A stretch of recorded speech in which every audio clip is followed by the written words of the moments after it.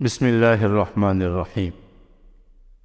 الحمد لله رب العالمين والعاقبة للمتقين والصلاة والسلام على سيد الأنبياء والمرسلين وعلى آله وأصحابه أجمعين ومن تبعهم بإحسان إلى يوم الدين. أما بعد، فقد قال الله تبارك وتعالى في القرآن المجيد والفرقان الحميد: أعوذ بالله من الشيطان الرجيم، بسم الله الرحمن الرحيم.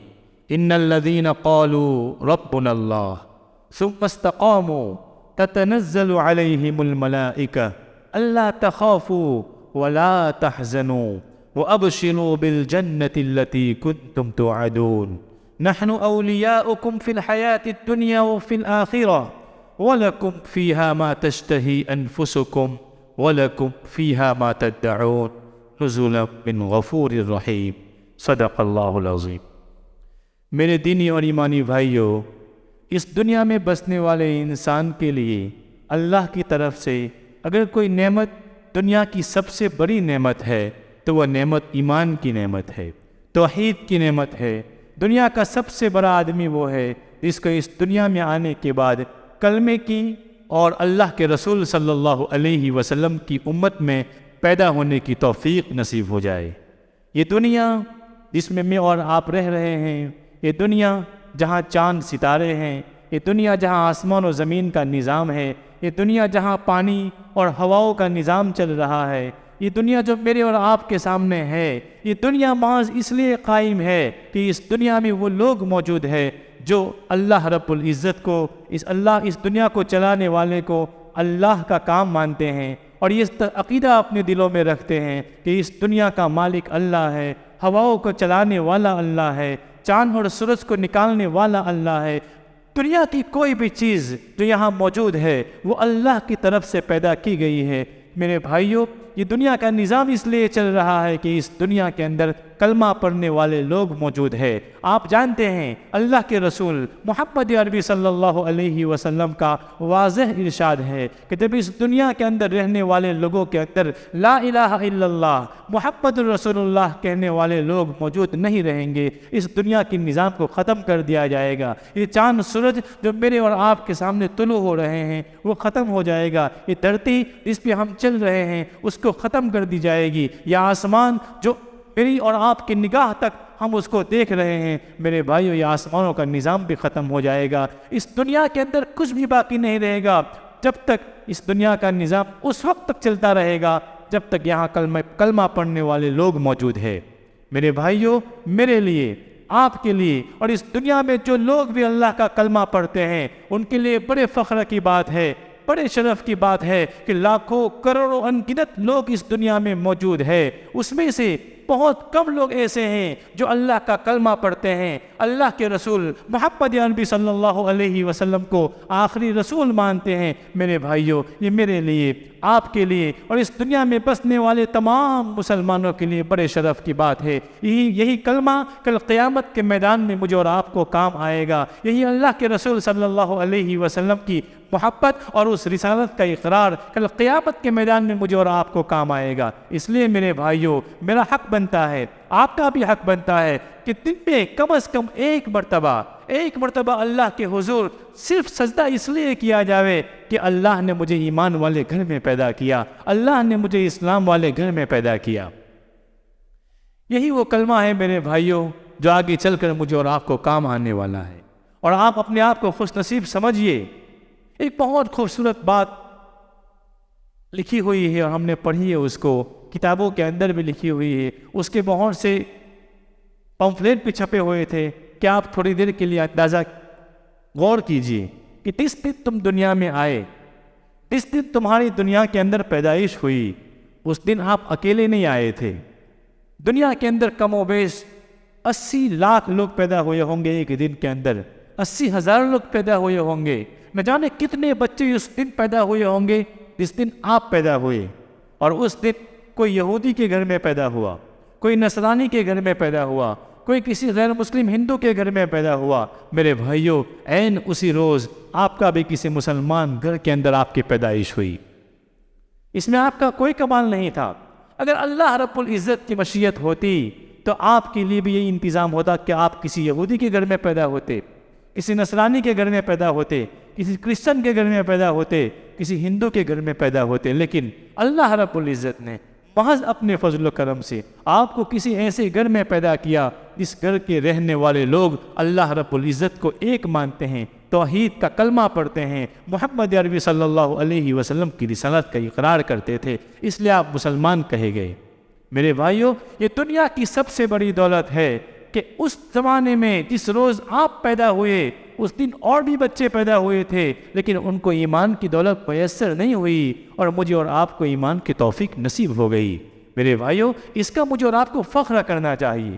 یہ دنیا توحید کے سہارے قائم ہے۔ جس دن اس دنیا سے توحید ختم ہو جائے گی، اس دنیا کو ختم کر دیا جائے گا۔ ان الذین قالوا ربنا اللہ، بے شک وہ لوگ جو کہتے ہیں کہ ہمارا پروردگار اللہ ہے، اس کا مطلب یہ ہے میرے بھائیوں کہ وہ توحید کا اقرار کرتے ہیں، محمد عربی صلی اللہ علیہ وسلم کی لائی ہوئی شریعت کو اپنانے کا اپنے دل کے اندر عزم اور ارادہ رکھتا ہے، ثم استقاموا، پھر اس پر ثابت قدم رہتا ہے۔ میرے بھائیوں، یہ ایمان کوئی معمولی چیز نہیں ہے، اور جس زمانے میں ہم رہ رہے ہیں، جو زمانہ میں مجھے اور آپ کو ملا ہے، وہ عجیب و غریب زمانہ ہے۔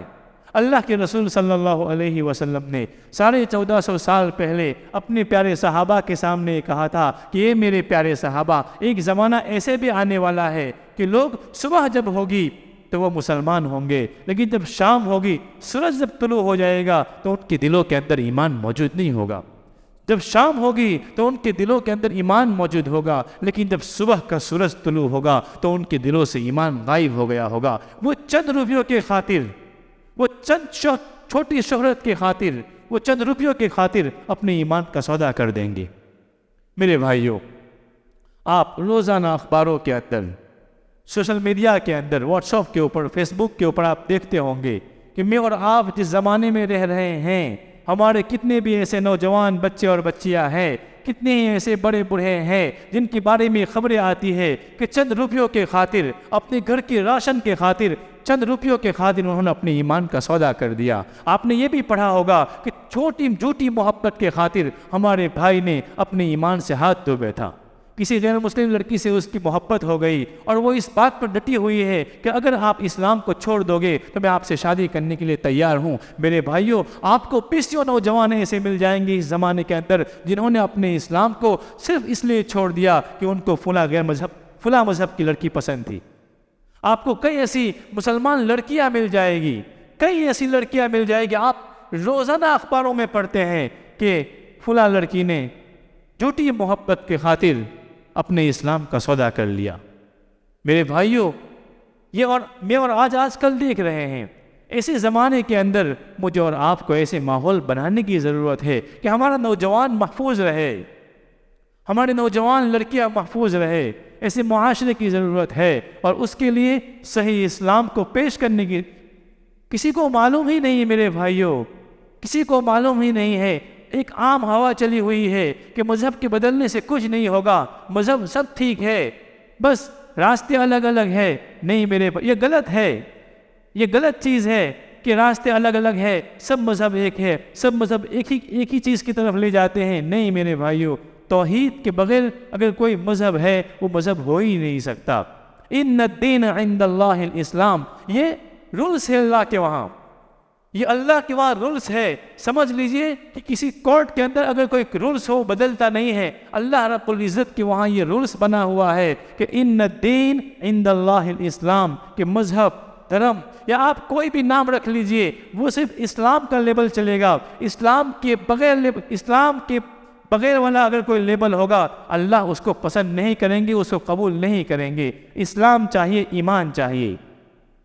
آج آپ کئی مرتبہ بڑے لوگوں سے ہم سنتے ہیں کہ اگر یہ راستہ یہ بھی اللہ تک پہنچتا ہے، یہ راستہ وہ بھی اللہ تک pہنچتا ہے۔ میرے بھائیوں، جو شریعت اللہ رب العزت نے کلام مقدس کے ذریعے، جو شریعت میرے اور آپ کے آقا محمد عربی صلی اللہ علیہ وسلم نے اپنی زندگی کے ذریعے، اپنی زبان کے ذریعے، اپنے عمل کے ذریعے جو پہنچائی ہے، اگر وہ ہے وہی اسلام، وہی ایمان معتبر ہوگا۔ اس کے علاوہ آپ کچھ بھی لے کے جاؤ گے اللہ رب العزت کے پاس، اس کو ٹھکرا دیا جائے گا۔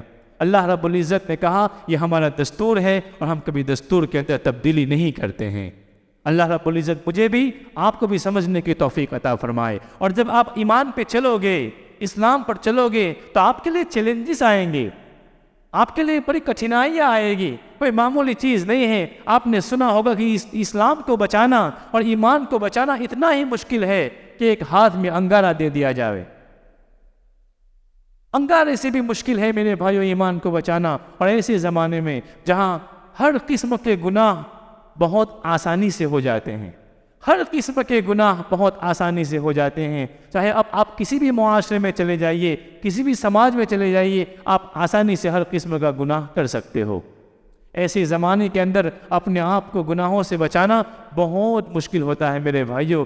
اس لیے مجھے اور آپ کو چاہیے کہ ہم ایمان کی دعوت دیں، ایمان کو بولتے رہیں، اسلام کو بولتے رہیں۔ دنیا کا بہترین آدمی وہ ہے جو ایمان کو بولے، اسلام کو بولے۔ آج آپ نے کئی ایسے بندے دیکھے ہوں گے وہ یہ کہتے ہیں کہ سب سے اچھی بات میں کرتا ہوں، حالانکہ اس کے بعد کیا ہوگی؟ اس کے بعد اس کے بزنس کی ہوگی، اس کے بعد اس کی تجارت کی ہوگی، اس کے بعد اس کی کسی فیلڈ کی ہوگی۔ لیکن میرے بھائیوں، اللہ رب العزت نے یہ بھی کہہ دیا ہے کہ اس دنیا میں بسنے والے انسانوں میں سب سے اچھی بات وہ ہوتی ہے جو بات اللہ کی طرف بلانے والی ہو، اسلام کی طرف بلانے والی ہو، سچائی کی طرف بلانے والی ہو، اخلاق کی طرف بلانے والی ہو، انسانیت کی طرف بلانے والی ہو، مانوتا کا سندیش دینے والی ہو۔ وَمَنْ أَحْسَنُ قَوْلًا مِّمَّن دَعَا إِلَى اللَّهِ وَعَمِلَ صَالِحًا وَقَالَ إِنَّنِي مِنَ الْمُسْلِمِينَ۔ دنیا کا سب سے بہترین انسان بات کرنے کے اعتبار سے وہ ہے جو اللہ کی طرف بلانے والا ہو، اچھے اعمال کرنے والا ہو۔ ایسا بھی نہیں میرے بھائیوں کہ نماز کی دعوت دیتا ہو، خود نماز نہ پڑھتا ہو، اچھے اخلاق کی دعوت دیتا ہو، خود اچھے اخلاق نہ اپناتا ہو، لوگوں کو یہ کہتا پھرتا ہو پڑوسیوں کے حقوق کو ادا کرو، لیکن خود اس کی زندگی کے اندر پڑوسیوں کے حقوق نہ ہو، لوگوں کو یہ کہتا پھرتا ہو کہ سچائی اپناؤ، جبکہ اس کی بات کے اندر جھوٹ ہو۔ میرے بھائیوں، اگر وہ بزنس مین ہے، لوگوں کو امانت داری کی، سچائی کی یہ دعوت دیتا ہو، لیکن خود لوگوں کو دھوکہ دیتا ہو، میرے بھائیوں ایسے لوگوں کی بات اچھی نہیں ہے۔ اچھی بات کرنے والا بھی ہو اور جو بات کہے اس پر عمل کرنے والا بھی ہو۔ وَعَمِلَ صَالِحًا وَقَالَ إِنَّنِي مِنَ الْمُسْلِمِينَ، اور یہ کہے کہ ان تمام چیزوں کو کرنے کے بعد کوئی میں بہت بڑا تسمار خاں نہیں بن گیا ہوں، میں آپ کی طرح ایک مسلمان ہوں، میں آپ لوگوں کی طرح ایک مسلمان ہوں، اور مسلمان ہونے پر فخر کریں میرے بھائیوں۔ دنیا کا سب سے بہترین انسان یہ ہے۔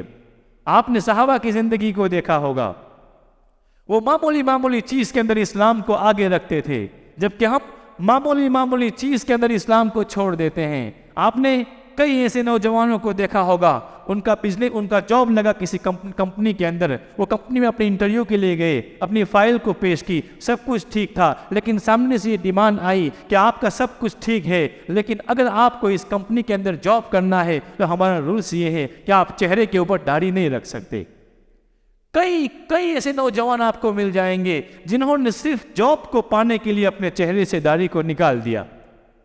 اللہ رب العزت روزی کا مالک ہے، اور اس خالق اور مالک نے قیامت تک آنے والی نسل انسانی کا رزق لکھ دیا ہے میرے بھائیوں۔ یہ اور بات ہے کہ ہماری تمنائیں کبھی پوری نہیں ہوگی، لیکن رزق کا جہاں تک معاملہ ہے، آپ کی ضروریات کا جو معاملہ ہے میرے بھائیوں، وہ اللہ رب العزت نے آپ کے لیے انتظام اس کا کر دیا ہے۔ اب آپ کا کام ہے وہ تو کہ آپ اچھے راستے سے لیں گے یا غلط راستے سے لیں گے۔ آپ نے حضرت علی ابن ابی طالب رضی اللہ تعالیٰ عنہ کا یہ واقعہ سنا ہوگا کہ ایک مرتبہ ان کو نماز کی ضرورت پڑ گئی، وہ ان کا گھوڑا ان کے پاس تھا، انہوں نے گھوڑا باہر باندھا، ان کے پاس لگام تھی، لگام کسی آدمی کو پکڑنے کے لیے حفاظت کے لیے دے دی، وہ نماز پڑھنے چلے گئے۔ اپنی ضروریات پوری کر کے واپس آنے سے پہلے اس بندے کے دل میں یہ خیال آیا کہ میں اس کو بیچ دیتا ہوں، مجھے کچھ پیسے مل جائیں گے۔ میرے بھائیوں، انہوں نے وہ دھوکہ دیا اور وہ چلے گئے، وہ مارکیٹ چلے گئے اور وہ لگام بیچ دی۔ انہوں نے کچھ پیسوں کے خاطر انہوں نے وہ لگام بیچ دی۔ جب وہ باہر نکلے تو معلوم ہوا کہ ان کی لگام وہاں موجود نہیں ہے۔ مارکیٹ گئے، وہاں سے وہ لگام خریدی۔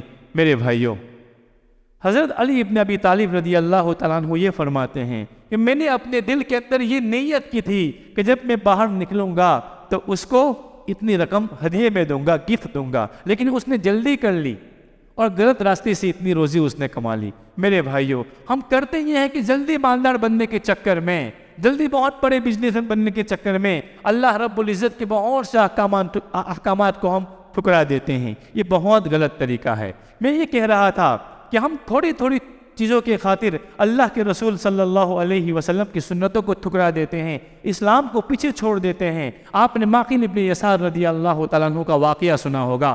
عام طور پر یہ واقعہ حضرت حذیفہ رضی اللہ تعالیٰ عنہ کی طرف منسوب ہے. ابن ماجہ کی روایت ہے. حضرت معقل ابن یسار رضی اللہ تعالیٰ عنہ بہت بڑے صحابی تھے. اللہ کے رسول صلی اللہ علیہ وسلم کی اس دنیا کے چلے جانے کے بعد جب اسلام بہت پھیل گیا اور عیسائیوں کے اور اجمیوں کے ملکوں تک پہنچ گیا تو انہوں نے مشورے کے لیے مسلمانوں کے امیر معقل ابن یسار رضی اللہ تعالیٰ عنہ کو اپنے دربار میں بلایا. عزت کی خاطر انہوں نے کھانا پیش کیا. دوران جب وہ کھا رہے تھے تو اس کھانے کے دوران ان کے ہاتھ سے ایک لقمہ گر گیا. جب لقمہ گر گیا تو انہوں نے اس کو اٹھایا، صاف کیا اور پھر کھا لیا. آپ کے ساتھ جو اور لوگ بیٹھے ہوئے مسلمان تھے انہوں نے اشاروں سے یہ کہا کہ یہ معقل ابن یسار، آپ جو یہ کام کر رہے ہیں وہ کام اگرچہ اللہ کے رسول صلی اللہ علیہ وسلم کی سنت ہے لیکن یہ غیروں کا مجمع ہے، کو برا لگے گا. وہ یہ سمجھیں گے کہ مسلمانوں کا اتنا بڑا امیر، اتنا بڑا رئیس اور مالدار آدمی اس طرح کی حرکت کرتا ہے.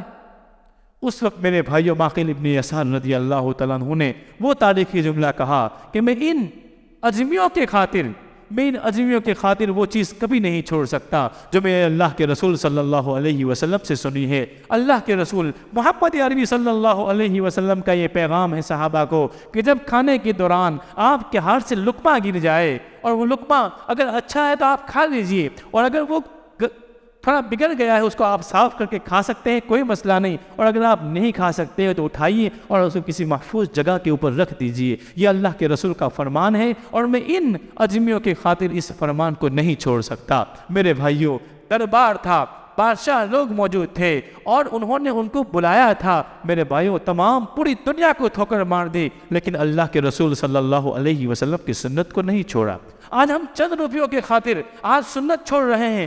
بہت ممکن ہے کہ اس نحوست کی خاطر کہیں ایسا نہ ہو کہ ہم اور تھوڑے روپیوں کے خاطر ہم ایمان کو چھوڑنے والے بن جائے، ہم اسلام کو چھوڑنے والے بن جائے. میرے بھائیوں، اس لیے اپنے اطراف میں ماحول بنائیے. جب تک اگر ہم لوگوں کو دعوت نہیں دیں گے، اپنے اسلام کو نہیں پہنچائیں گے، اپنے اسلام کی تعلیم لوگوں تک نہیں پہنچائیں گے، ہم داعی نہیں بنیں گے تو ہم مدعو بن جائیں گے. اگر ہم لوگوں کو دعوت نہیں دیں گے، لوگ ہم کو دعوت دینے والے بن جائیں گے اور اس وقت مسئلہ بہت خطرناک ہو جائے گا. میرے بھائیوں، ثم استقاموا، ایمان کے اوپر ڈٹ جانا ہے. تتنزل علیہم الملائکہ، فائدہ یہ ہوگا کہ ملائکہ آپ کے ساتھ رہیں گے، فرشتے آپ کے ساتھ، دنیا میں بھی، آخرت میں بھی، قبر میں بھی، حشر میں بھی، جنت میں بھی. میرے بھائیوں، بعض مفسرین نے لکھا کہ پل پل وہ دنیا کے اندر بھی آپ جہاں جہاں جائیں گے ملائکہ آپ کے ساتھ رہیں گے، آپ کی حفاظت کریں گے. تتنزل علیہم الملائکۃ الا تخافوا ولا تحزنوا، آپ کو جو گزرا ہے اس کا آپ کوئی خوف اور اندیشہ نہیں رہے گا، سب کچھ ٹھیک ہو جائے. میرے بھائیوں، میرا اور آپ کا اس وقت سب سے بڑا مسئلہ یہ ہے کہ اگر اس وقت میں دنیا سے چلا جاؤں گا تو میرے بچوں کا کیا ہوگا، اس وقت میری موت ہو جائے گی، میری وائف کا کیا ہوگا. میرے بھائیوں، اگر اچھی زندگی گزارو گے، موت کے وقت فرشتے آپ کے کان میں آ کر یہ کہیں گے کہ پیچھے جو چھوٹ گیا ہے، پیچھے جو آپ نے چھوڑا ہے اس کا ٹینشن مت لیجئے، اللہ ان کا مالک ہے اور آگے کے بارے میں مت سوچئے، اس لیے کہ اللہ نے آپ کا اچھا انتظام کیا ہوا ہے. اللہ تخافوا ولا تحزنوا وابشروا بالجنة التي كنتم توعدون، اور آپ کے لیے جنت کا فیصلہ کر دیا گیا ہے، وہ جنت جس کا آپ سے وعدہ کیا گیا تھا. نحن اولیاؤکم فی الحیاۃ الدنیا، ہم آپ کے دوست ہیں، ملائکہ آپ کے دوست رہیں گے دنیا کے اندر بھی، آخرت کے اندر بھی. میرے بھائیوں، اس دنیا میں آنے والے تمام انسانوں کا سب سے بڑا مقصد یہ ہے کہ میرا رب ہم سے راضی ہو جائے، اللہ کے رسول صلی اللہ علیہ وسلم کی روح کو ہمارے طرف سے خوشی مل جائے. یہ اسی وقت ہو سکتا ہے جب ہمارا ایمان سلامت ہو، یہ اسی وقت ہو سکتا ہے جب ہمارا اسلام سلامت ہو. میرے بھائیوں، ایمان اور اسلام کے بغیر کسی بھی چیز کی کوئی گارنٹی نہیں. میرے بھائیوں، آپ آسمان و زمین کی خدمت کر لیں، آپ روڈ بنا لیں، فیکٹری بنا لیں، ہاسپٹل بنا لیں، لیکن اگر آپ کے پاس ایمان نہیں ہے تو آپ کو کل قیامت کے میدان میں اس کے بارے میں 0% آپ کو اس کا پروفٹ 0% کچھ نہیں مل سکتا میرے بھائیوں۔ سب سے پہلی شرط یہ ہے کہ ہمارا ایمان سلامت ہو۔ آج ایمان کے اوپر ڈاکے ڈالے جا رہے ہیں، ایمان ہی کو چھوڑنے کی دعوتیں دی جا رہی ہے، اور اس کے لیے ہر قسم کی پلاننگ ہے۔ مجھے اور آپ کو، اپنے آپ کو، اپنے گھر والوں کو، اپنے رشتہ داروں کو، اطراف میں رہنے والوں کو، تمام لوگوں کو بچانے کی ضرورت ہے۔ اگر ہم ایسا ماحول نہیں بنائیں گے تو ہمارے لیے ایمان پر چلنا مشکل ہو جائے گا۔ آپ تھوڑی دیر کے لیے اندازہ لگا لیجئے کہ اس جگہ کے اوپر 2-3 فیملی ایسی ہے جو مسلمانوں کی ہے، یہ 2-3 فیملی ایسی ہے جو نماز پڑھتی ہے، کتنا مشکل ہوگا ان کے لیے نماز میں آنا۔ شاید ماحول نہ ہونے کی وجہ سے کچھ دن کے گزر جانے کے بعد وہ بھی نماز سے محروم ہو جائیں گے۔ ماحول کے بغیر کچھ نہیں ہوتا۔ 5 وقت کے نمازی ہم نے ایسے دیکھے، کئی مرتبہ ایسا دیکھا، 5 وقت کے نمازی تھے، تھوڑی سفر کے لیے نکل گئے، ان کی نماز چھوٹ گئی۔ کیوں؟ اس لیے کہ مارکیٹ کے اندر نماز کا ماحول نہیں ہے۔ ماحول کے بغیر آپ کچھ نہیں کر سکتے۔ اگر عورتوں کے اندر بھی ماحول نہیں ہے وہ بھی چھوڑ دیں گے۔ آپ سے گزارش ہے میرے بھائیوں، اللہ رب العزت نے میرے اور آپ کے لیے ایسے زمانے کے اندر جہاں ہر قسم کی برائیاں ہے، ہر قسم کی عریانیت ہے، ہر قسم کی اللہ کی نافرمانیاں ہے، ایسے وقت بھی اللہ نے مجھے اور آپ کو ایمان کی دولت دی ہے۔ اس ایمان کو بچانے کی ضرورت ہے، اس اسلام کو بچانے کی ضرورت ہے۔ اور جس طرح میرے بھائیوں ہم کھانے کے لیے محنت کرتے ہیں، اپنے بچوں کی پرورش کے لیے محنت کرتے ہیں، آگے آنے والے زمانے کو اچھا بنانے کے لیے ہم رات دن ایک کر دیتے ہیں، جب ان تمام چیزوں کو محنت کی ضرورت ہے تو کیا ایسا ممکن ہے کہ اتنی بڑی جنت، اتنا بڑا اللہ، اس کو راضی کرنے کے لیے کسی بھی چیز کی ضرورت نہ پڑتی ہو، کسی بھی چیز کی ضرورت نہ ہو؟ بس اللہ نے ایک ایمان والے گھر میں پیدا کر دیا ہے، جس کی وجہ سے ہم کلمہ پڑھتے ہیں۔ بہت سے ایسے مسلمان ہیں جو ہفتے میں 1 مرتبہ اللہ کے گھر میں آتے ہیں، بہت سے تو وہ بھی نہیں آتے۔ کیا آپ کس طرح اتنے مطمئن ہو سکتے ہیں میرے بھائیوں کہ اتنی نافرمانیوں کے باوجود میرا رب مجھے معاف کر دے گا؟ بہت ممکن ہے۔ اللہ رب العزت نے میرے اور آپ کی آسانی کے لیے اور ہماری امید کو باندھنے کے لیے یہ بات کہی ہے کہ میرے بندو، اگر آپ کے گناہ آسمان و زمین کے برابر بھی ہو، تب بھی اگر آپ میرے دربار میں آؤ گے تو میں آپ کو معاف کر دوں گا۔ لیکن میرے بھائیوں بات سنیے، یہ کہا ہے کہ اگر آپ میرے دربار میں آؤ گے، سچی اور پکی توبہ کرو گے تو معاف کر دوں گا۔ اور میرے بھائیوں زندگی کا کوئی بھروسہ نہیں، کب کسی کی زندگی کی شام ہو جائے اس کے بارے میں آج کوئی گارنٹی نہیں دے سکتا۔ اس لیے آپ سے گزارش ہے، اللہ سے توبہ کر لیجیے، سچی اور پکی توبہ، ایسی توبہ جس کے بعد ٹوٹے نہیں، اور اگر ٹوٹتی ہے پھر اللہ سے سچی اور پکی توبہ کر لیجیے۔ اگر ایسا ارادہ کرتے ہیں تو اللہ گناہ معاف کر دیں گے۔ آپ بہت سی مرتبہ نوجوان ایسا کہتے ہیں، اللہ بڑا غفور الرحیم ہے، معاف کر دے گا۔ میرے بھائیوں یقیناً اللہ بہت بڑا غفور الرحیم ہے، اور اس نے ایک جگہ نہیں، 2 جگہ نہیں،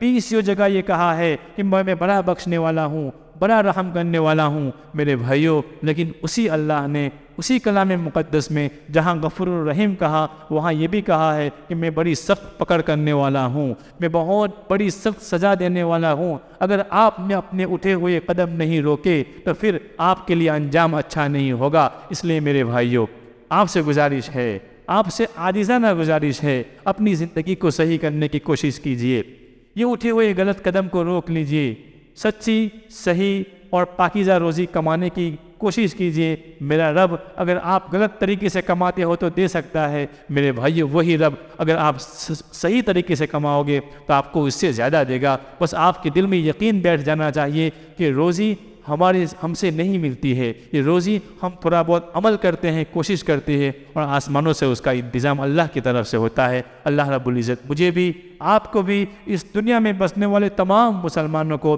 اپنے ایمان اور اسلام کو بچانے کی توفیق عطا فرمائے، اور ان کی رکاوٹ جو بھی جس قسم کی رکاوٹ ہے اللہ اس کو دور فرمائے، اور اللہ رب العزت تمام مسلمانوں کو ہر قسم کے آنے والی آزمائش کے اوپر ثابت قدمی عطا فرمائے۔ وآخر دعوانا ان الحمد للہ رب العالمین۔